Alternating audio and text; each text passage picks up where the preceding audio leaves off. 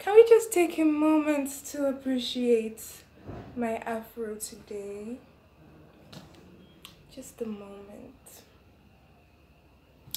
Like, I literally didn't even think it was going to turn out like this. I don't think I've ever worn my hair out like this before, in its natural fro. Ooh. Ooh. Look at that bounce, people.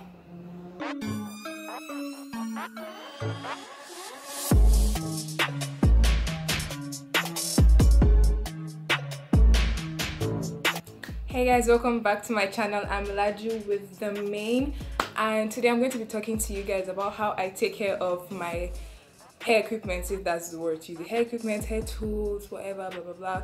So I'll be showing you guys how I take care of my combs, my hair brushes, my durag, everything, literally everything. This is basically to help you with taking care of your hair, the hygiene of your equipment and all that. I'm going to tell you guys the reasons why you need to take care of this equipment, what you need to do, the do's and don'ts, all that little stuff. And these are easy ways. Like, trust me, you don't even have to buy anything new at all. No fancy chemicals, no fancy tools for all this. This is just easy peasy how to do.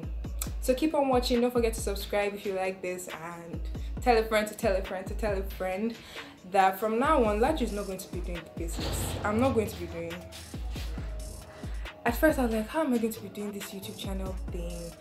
But like, you know what, you don't need to pretend, you know, to do the usual. So I'm just going to bring in you guys new and improved ideas and things that you probably never thought of that you need to do for your natural hair and all that. New ideas, alternatives to things that are cheaper, because trust me, I'm not spending that much money on my hair, and you don't need to either. So see you. So I'm going to start with my comb. You can see there's some hair on it, so just take that out, throw or flush it away. Then there's a little bit excess oil on it from my hair because I just combed it this morning. I'll use tissue to remove that, sorry.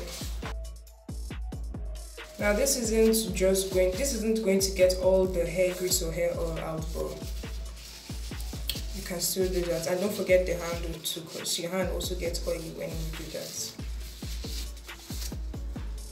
So now for the actual cleaning, get a bowl like this, something like a baler.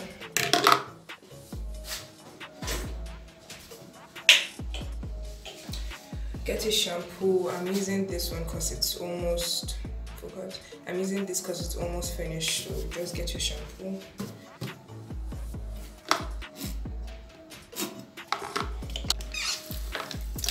Just wet it a little on both sides. Make sure you don't dilute the water too much so that it actually foams, it actually lathers. And then you get something like this, an old toothbrush, and just scrub it. For me, this is the best way because it gets all the dirt that stays here in between. It brushes all that out. So just do that.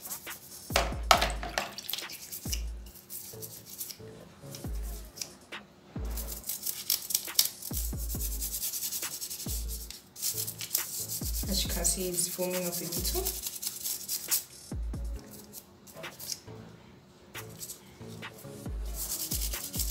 So yeah, you also want to get this part because a lot of dirt actually gets stuck in this part more than you know, and in these parts. So when I brush it, it goes this way. So I know for sure that in between the teeth of the comb is getting cleaned. And don't forget your handle too.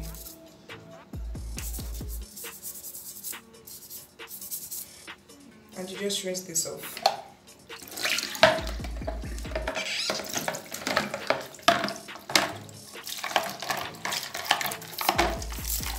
While rinsing off, you can also do this, just to make sure you get everything out.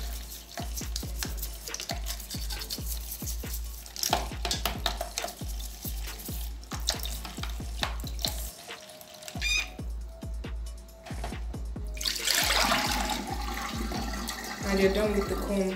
I advise that when you're drying, don't use tissue. Instead, use a towel or just let it dry out on its own. If you use tissue, part of its should I say filament, gets stuck on it, and then you don't want that in your hair when you comb your hair. So I advise that you use a cloth or you just let it dry on its own. I'll do the same for the brush. Pick out all the hair that's inside.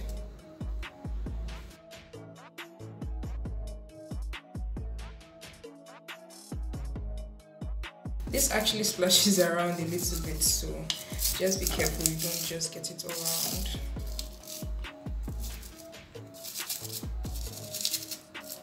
As you can see, it's foaming up.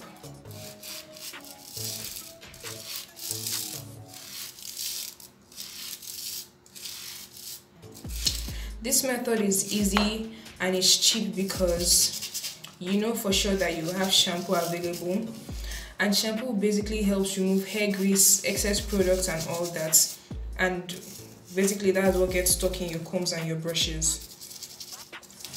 You can use warm water, especially when you feel like the dirt or the grease on your brushes are a little more stubborn. You can soak hot water in it, or you can wash your brushes with hot water or warm water. But I wash my brushes and combs often, so I use cold water. I've seen some people using apple cider vinegar, but even if I get apple cider vinegar, I won't know what to use it for. So I just use this. Make sure I rinse all that out. Now for this brush, I don't even know the exact name. This is what I use for my sleek buns. The bristles are like firm, but like not all that hard. I can still bend them. So for something like this, a lot of gel gets stuck in it. So one thing you can do is soak it in warm water for like a few minutes, then go ahead and wash it with the method I just showed you.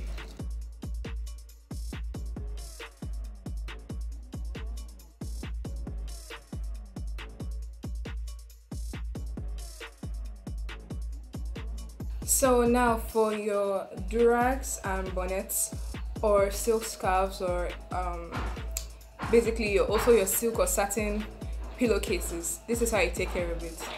I suggest that you use your hand all the time using cold water and detergent or even soap to wash them, and you don't have to wash them frequently. What I do is that I wash them every time I wash my hair, which is every week or every 2 weeks. So you can do that, and it helps you keep track of like when last you washed it and all that. It helps prevent hair odor, any kind of hair infection, dandruff, flakes, all that shit. So just make sure you do that that way. Anyways, the reason why you shouldn't use hot water is because hot water is kind of harsh on this kind of fabric.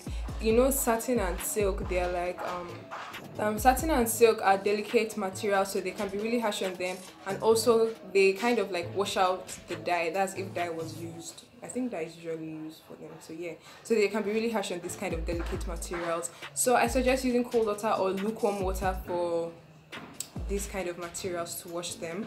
Wash them at least once a week or once in 2 weeks. Preferably once a week. That's just okay for you. And another tip is check the tags. None of my stuff came with tags inside, but usually in this type of materials, I think also the pillowcases will come with a tag showing whether or not you should use them in washing machines. I use mine in washing machine. I don't think that's right. I'm advising you guys to use your hands, so I'm going to start using my hand to wash them. But there are a lot of them that will show you whether or not you should use washing machine to wash them. And washing machines also come with their own settings on how to wash delicate like cotton, wool, silk, satin and all that, so you should also follow that procedure. Well, another reason why I say you should wash once in 1 week or 2 weeks is that it also prevents the material from wearing and tearing off. So you have something like this bonnets that have elastic in them. If you're continuously washing it more than it needs to be washed, then the elastic starts wearing off, and then you have to get a new one, and then do the same all over again, and no need for that kind of stress. So the next thing I'm going to show you guys is how I take care of my spray bottle. Right now I have a little bit of water, conditioner and essential oils inside it. So anytime that is done, anytime I feel like I need to use spray bottle for something else, I actually have to wash it. So I don't have the bottle, oh, that looks wrong. I don't have the bottle washer, that particular thing. So I just put water and soap in it. shake it, and then I have to spray it out because I have to get rid of all the grease that's inside here. So another tip to do that, before you do that, please soak warm or hot water inside the spray bottle, and also like carry the nozzle out, remove the nozzle, and also soak that in hot water. That will help melt all the grease and all the things that would have coagulated, that would have caked up inside here and in this part. Can you all see? Can you see? But basically, you know the part I'm talking about, that would have like caked up in those parts, because at some point that can actually spoil and then it doesn't spray out as much. So that's why I suggest that you do. Then you can wash it with soap. And yeah, it doesn't really you don't really have to wash it frequently, because if you put a lot inside your spray bottle, it depends on when it finishes. But I also suggest that you guys get 1 or 2 spray bottles for your hair care, one that's like temporary and then one that just has something permanent like this. So I have 2, but the other one isn't working. So I always keep detangling, conditioner, essential oil of my choice, and water in this, something that I can spray whether I have a protective style in or not. I just spray it every single day or every other day. So yeah, that's it for today. In my next video, I'll be showing you guys how I determine my natural hair curl patterns, and you guys should just stay tuned. If you're not subscribed, what are you doing? Subscribe, turn on your post notifications so you know when I post my next video. Follow my Instagram, Twitter, add me on Snapchat, and yeah, bye.